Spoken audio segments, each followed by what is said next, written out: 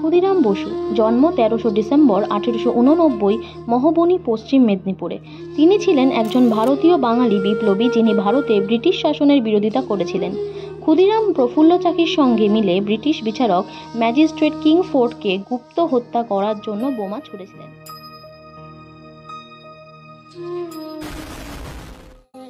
ক্ষুদিরাম বসু ও প্রফুল্ল চাকি নতুন নাম ধারণ করে যথাক্রমে হরেন সরকার ও দীনেশ চন্দ্র রায় হয়েছিলেন। দুই বিপ্লবী সফলভাবে 3 সপ্তাহের ওপর তাদের পরিচয় গোপন রাখতে পেরেছিল।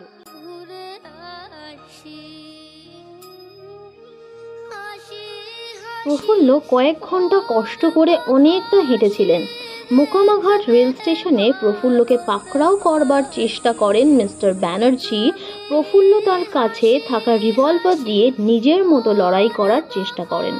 শেষে ধরা পড়তে প্রফুল্ল চাকির রিভলভারে একটি মাত্র গুলি বাঁচায় তিনি নিজের মুখের মধ্যে গুলি করেন। অন্যদিকে দুজন কনস্টেবলের সঙ্গে ক্ষুদিরাম সংগ্রাম শুরু করে এবং তাকে পিছন দিক থেকে মজবুত আলিঙ্গনাবদ্ধ করে ধরে ফেলে। নবনীতর এবং হালকা চেহারার ক্ষুদিরামের পক্ষে নিজের প্রতিরক্ষা অথবা অব্যাহতি পাওয়ার কোনো সম্ভাবনা ছিল না এবং চিরকালের জন্য ধরা পড়ে গেলেন ক্ষুদিরাম। ক্ষুদিরামের মাতার 2 পুত্র অকালে মৃত্যুবরণ করেন।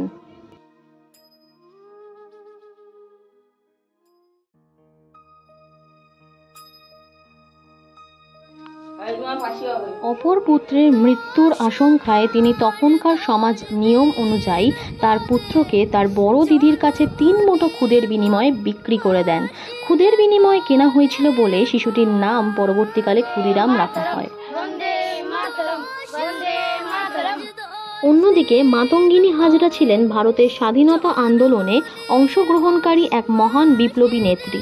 1942 খ্রিস্টাব্দের 29 সেপ্টেম্বর মেদিনীপুর জেলার তমলুক থানার সামনে ব্রিটিশ ভারতীয় পুলিশের গুলিতে তিনি শহীদ হয়েছিলেন। হাতে হাতকড়ি লাগানো ক্ষুদিরামকে 1 মে মুজাফফর থেকে আনা হয়।